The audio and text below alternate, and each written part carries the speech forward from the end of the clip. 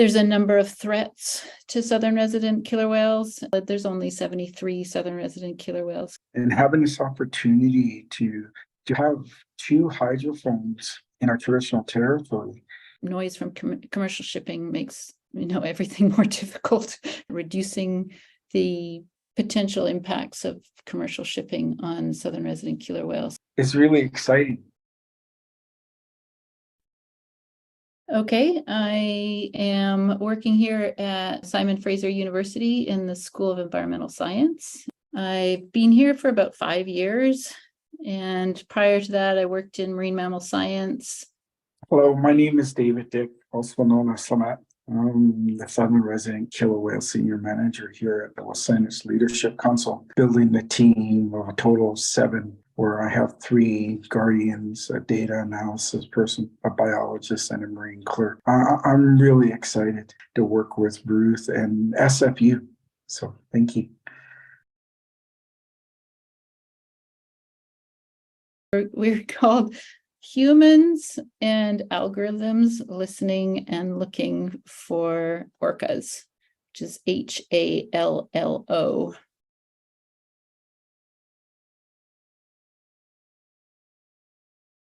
For us, it's about the protection of the cathalamichin, or relatives of the deep. And so having this additional tool for our quintillion program is just another added advantage for us to take steps in the protection of our relatives of the deep and being able to collaborate with like-minded allies like Ruth. And that's in our vision. It just builds more excitement for our program and to elevate the work that we're doing, that taking that next step in the work we're doing for the protection of not only just for the southern resident killer whales, but for the bigs and the other whales that transit through the area, because they don't know about these big ships that are coming through here, and the ships are just getting bigger and faster. And so being able to work with Ruth and others who are interested in protecting all our relatives of the deep is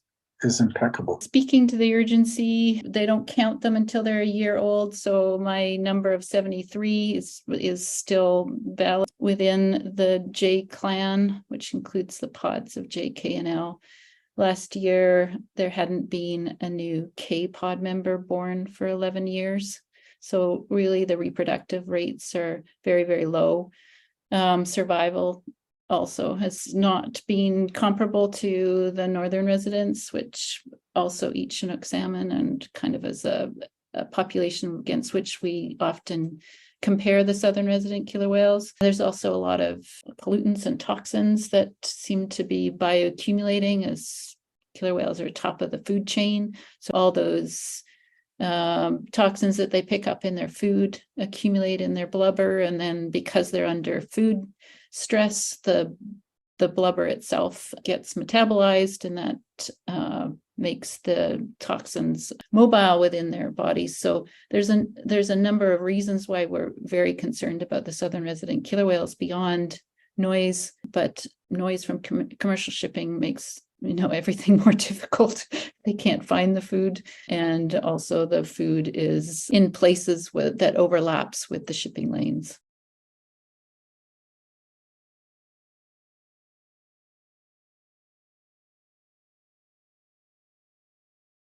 For us here at the quintillion program, I'm always looking for that next step in the work that we're doing, not only for our Guardians program, but for the Leadership Council when it comes to protection of our relatives of the deep. And so I'm looking for that competitive advantage, in a sense, is that I want the technology that can be used not only for the protection, but to actually collect real-time data, and having this opportunity to have 2 hydrophones in our traditional territory in the Southern Gulf Islands area is incredible. To give people an opportunity to hear the sounds, not only from the orcas and the whales, but also from the ships that pass, and being able to put this on our website so people can understand the urgency in the work that we're doing, and being able to have a partnership with the SFU and Ruth and her team is really exciting.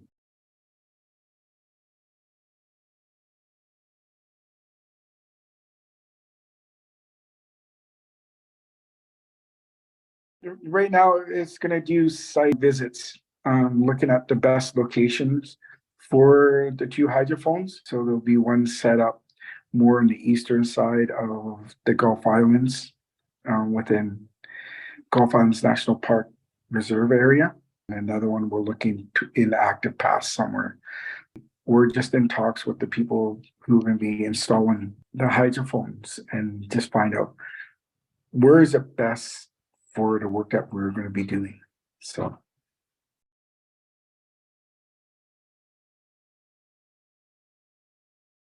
Well, there's various different types, but the kind that we're interested in is basically a listening device that's placed underwater, and it picks up across a broad frequency range the sounds that are translations of different pressure waves at different frequencies. So if you make a very high pitch sound, you have a very fast and high pitch frequency, and very low pitched sounds like those of commercial vessels have longer sound waves. And so those are registered by a kind of underwater microphone as different frequencies from the sound generation. And that's kind of how our eardrum works. It picks up the differences in pressure waves and translates them into sound. And so it's the same principle. There's a membrane on the inside of the microphone that translates the pressure waves into a sound.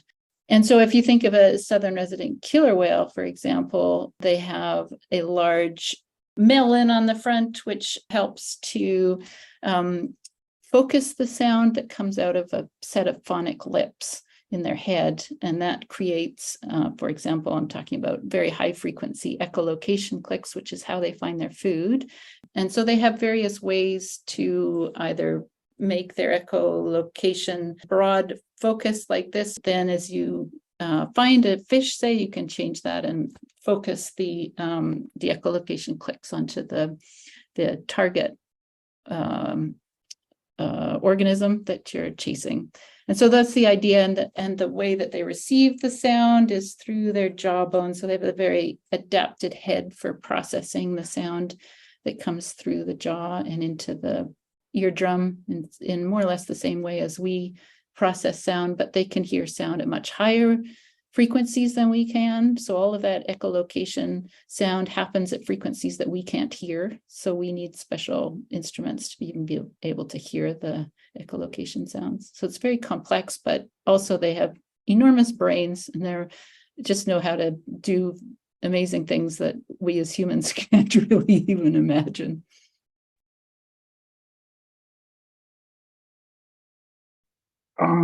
Yeah, I just want to thank Ruth. You know, it's been a long process over the last year and a bit.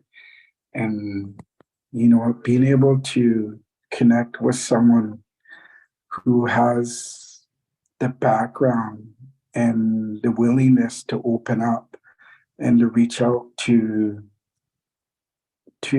myself as a person who's just developing a program right from scratch. I remember when she contacted me and I was like, well, I'm building my program right now. So I'm not ready for you, but I want to work with you. And so, you know what, I can't thank Ruth enough for her patience with me, because it's going to be a learning process for me, because this isn't my background.